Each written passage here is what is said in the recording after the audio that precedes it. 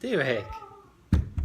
What's up, guys? So it's July 2016, and I'm having tire problems again. Now, I read before I bought the car, I had read on forums and reviews and stuff that one of the biggest problems were the tires on these BMWs. People had to get them replaced a lot, and they would go out after, a certain amount of months. Some people were saying like 3 months or 6 months they had to change tires. Mine hasn't been that ridiculous, but definitely more often than my Subaru. The first time I had to get the tire changed was right after a month after I bought it in October 2015. It had a huge bubble in the back right tire. So in regards to that is why I'm making another video. My front right tire now, it looks, I believe at least, it's looks like it's developing a bubble. For now it's small, but the tire pressure monitoring system keeps going off every day, and it's at the point where it's not resetting. So I'm gonna go get it checked out today, not at the dealer. I don't want to pay another $350 or whatever it is dollars for just one tire. So I'm gonna see what the local tire shop can do for me. They used to do tires for my Subarus and stuff, so maybe they can get me a good deal. I got an appointment today. Here, let me show you the bubble. Maybe you can see it.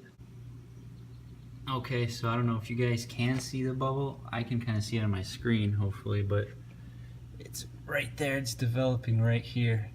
Now, I think this is in regards to a couple weeks ago. I was just like driving out of a like a drive-through or something. I didn't see any holes, but I made a turn, and all of a sudden I just hear this huge like bang, and it seemed like it was coming from this tire. I stopped over, saw, looked at my tire. Nothing was going on with it. It looked okay. I was real worried, but it looked fine. And now, about 2 weeks later, the tire pressure monitoring is going off hardcore. So, yeah. All right. So this is what happens when I start up the car. The tire pressure monitoring. Even though you say yeah. Boom, first things first. Hello. Yeah, so even now when I reset the system, it just comes back like 30 seconds later. And I got this going on the whole time. And the only thing that sucks is it doesn't, unless I don't know about it, it doesn't actually tell you which tire. Which I carpool with an old family friend, and he's like, dude, my Nissan freaking tells me which tire it is, and you got this BMW stuff doesn't even tell you which tire. So yeah, but I still love this car. So all right, anyways, actually the other thing I finally got to it is probably just because I'm a lazy prick sometimes, but the under panel in the back right of the car, I saw that it was loose. I thought originally that maybe it got bent a little bit from the dealer, right? Picking up the car on the lifts and stuff. I was like, wow, I don't want to make a too big deal out of it. I'm not one of those guys that's gonna go back and tell them to fix all this shit. So I thought maybe it was normal, and I don't know why it took me so long. Last time I was at the dealer was in October. It's July. And I finally got under the car to take a look, and it turns out there's 2 clips missing. I checked out the other side, and the other side of the underbody is flush. It's nice and flush, the clips are in, and the other side is missing the clips.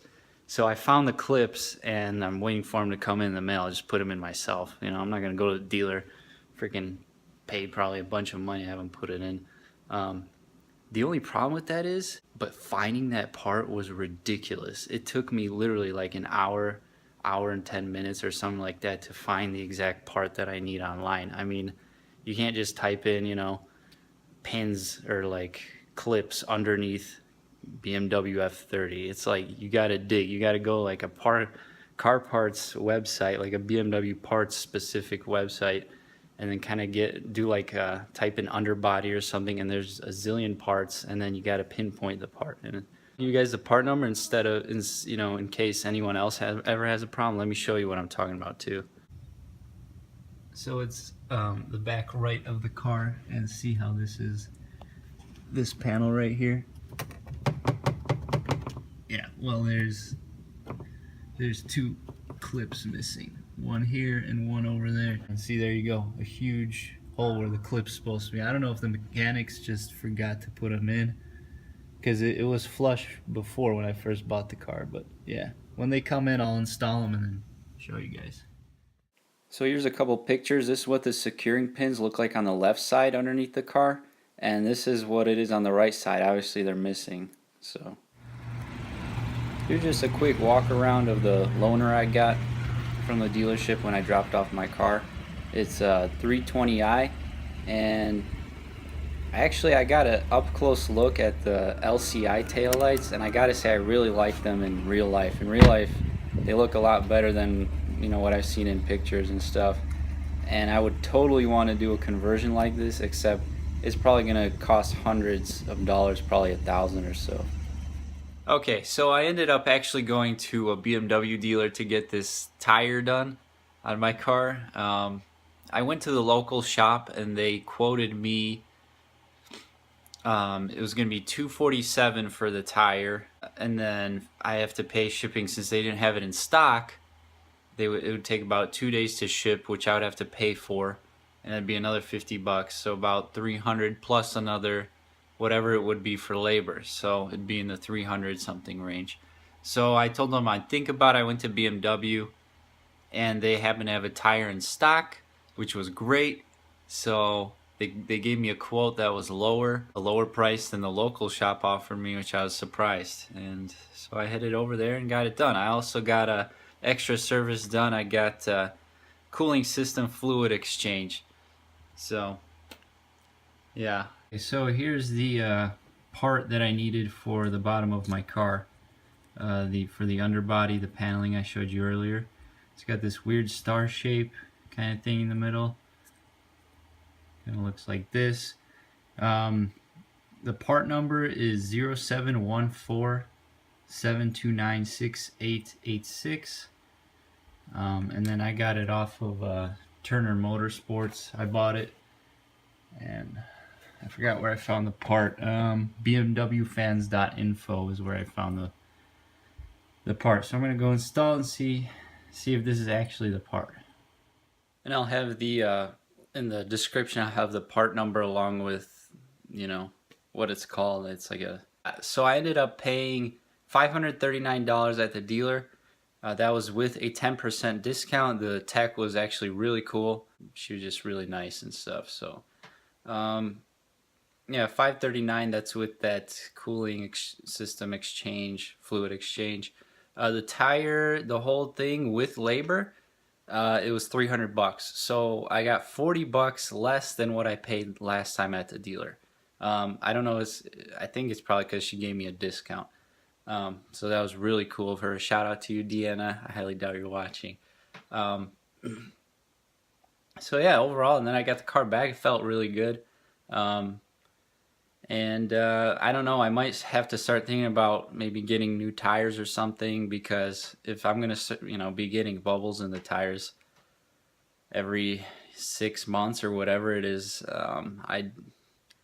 you know, my Subaru, I had the same tires. This probably sounds ridiculous, but they were on there for like 3 years. Like, I almost don't even remember changing the tire on that car, the tires on that car. I think they were like Continental. I don't remember what exact kind, but I think Continental was the brand. And these are Goodyears, and yeah. I also don't know about, I was thinking about maybe getting rid of the run flats.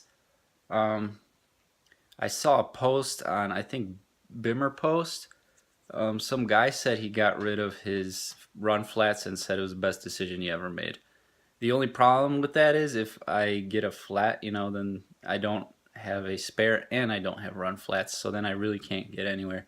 And around Chicagoland, there's potholes all over. That ended up being the issue with why I had a huge bubble in my front right tire, because it basically ripped open something and it was developing a bubble. So I don't know, I'll think about it. I also want to get winter tires. I still have a bunch of cool plans for my car, but of course, money always seems to be the issue. So in the description, I guess I'll have a rundown of the costs and stuff. And thanks for watching. This is the cost of ownership video number 3. So hopefully this helps anyone, whoever's following. And thanks for watching. Maybe I'll make a video soon. See you soon.